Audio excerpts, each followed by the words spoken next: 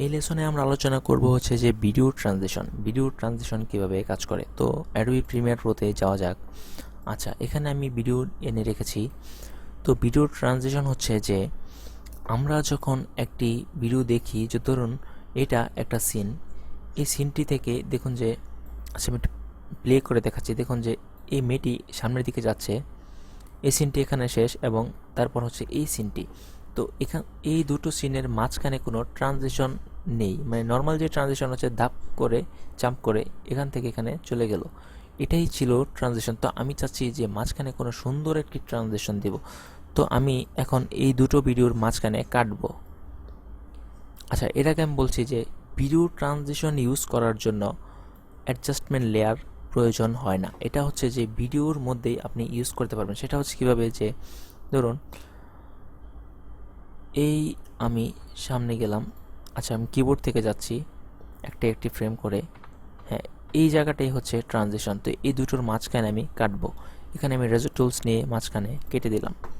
তো দেখুন যে এই এতটুকু আমার একটি সিকোয়েন্স, এটুকু হলো আমার আরেকটি সিকোয়েন্স, সরি সিন। এটুকু আমার একটি সিন, এটুকু আমার আরেকটি সিন। এখানে হচ্ছে যে এখানে শেষ হওয়ার পর এখানে ধাপ করে চলে যাচ্ছে। তো আমি চাচ্ছি যে মাঝখানে কাটার পর এখানে একটি ট্রানজিশন দিব। তো ইফেক্টে যাব। এতক্ষণ আমরা দেখছিলাম যে ভিডিও ইফেক্ট, এখন দেখুন যে ভিডিও ইফেক্টের নিচে ভিডিও ট্রানজিশন নামে একটি অপশন আছে। এখানে ভিডিও ট্রানজিশনে যাওয়ার পর দেখুন যে 3D মোশন, তারপর ডিজলভ, ইরিস, পেজ পিল, অনেকগুলোই অপশন আছে। তো আমি প্রথমে 3D মোশনে ঢুকবো। তারপর এখান থেকে একটি আমি অ্যাপ্লাই করব। এই কিউব স্পিনটি ধরে আমি এই দুটো কাটার, মানে ফুটেজ যে কাটলাম, এই দুটোর মাঝখানে যখন নিয়ে আসবো, ছেড়ে দিব। দেখুন আমি একটু জুম করে দেখাচ্ছি কি হলো। দেখুন যে এখানে আমার ভিডিওটি এই, আর এখানে হলো এই, আর মাঝখানে যে ইফেক্টটি হলো কিউব স্পিনের, এটা হলো দেখুন যে আমি যখন এখানে পাস করছি, দেখুন কি হলো। এই সেমভাবে হচ্ছে আমার ভিডিওটি চেঞ্জ হলো। তাহলে আমি প্লে করে দেখাচ্ছি। দেখলেন তো, এইভাবে হচ্ছে আমার এই ভিডিওটি একটি ট্রানজিশন হলো। তার মানে এটাকে যখন চেঞ্জ করে পরের সিনে যাচ্ছি, আমি যাচ্ছি হলো এইভাবে। তো এটা যদি আমি এখন আমি চাচ্ছি কি যে আরও আগে থেকেই, যে ঠিক এই জায়গা থেকে এই ইফেক্টটি শুরু হোক। এটাকে আমি ইফেক্টটি এভাবে ধরবো, ধরে এইভাবে টান দিয়ে বড় করে দিব। তাহলে দেখুন যে ইফেক্টটি আমার ঠিক এখান থেকে শুরু এবং এই পর্যন্ত শেষ। তো এটা তো আমি এই দুইটি ফুটেজের মাঝখানে দিলাম। ইফেক্টটি আমি চাইলে এই এই ফুটেজে না ইউজ করে শুধু এই ফুটেজেও ইউজ করতে পারি। সেটা কিভাবে, যে আমি এটা যখন নিয়ে আসবো, এই মাঝখানে না দিয়ে আমি দিব প্রথমে, অথবা দিব এই ভিডিওতে। তো আমি এটা প্রথমে দিচ্ছি।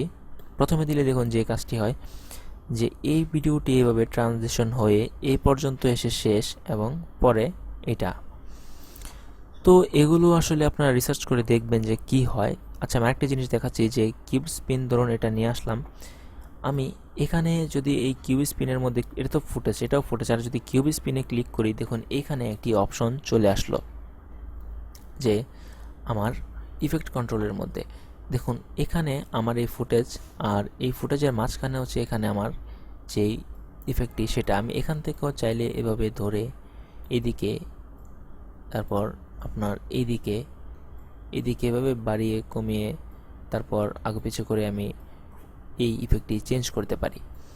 তো এটাই ছিল ট্রানজিশন। আমি এটা ডিলিট করলাম, ট্রানজিশনটি ডিলিট করে আমি এখান থেকে আরেকটি ট্রানজিশন ইউজ করে দেখব কি হয়।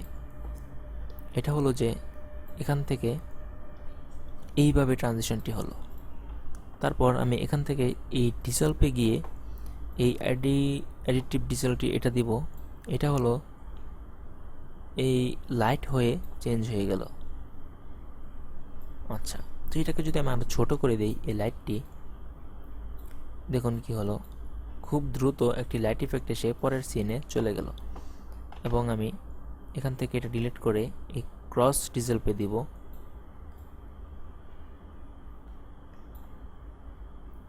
আচ্ছা, এটা কোনো কাজ করছে না। আচ্ছা, ডিপ টু ব্ল্যাক এটা দিয়ে দেখি কি হয়। হ্যাঁ, এটা দেখুন যে এই ভিডিওটি আমার এখানে এভাবে আস্তে আস্তে ব্ল্যাক হয়ে শেষ হয়ে তারপর আবার ব্ল্যাক থেকে শুরু হচ্ছে। তো এটা আমি চাইলে এখানে ব্ল্যাক টু হোয়াইটও দিতে পারি, যে ধীরে ধীরে এটা হোয়াইট হয়ে তারপরের সিনে চলে যাবে।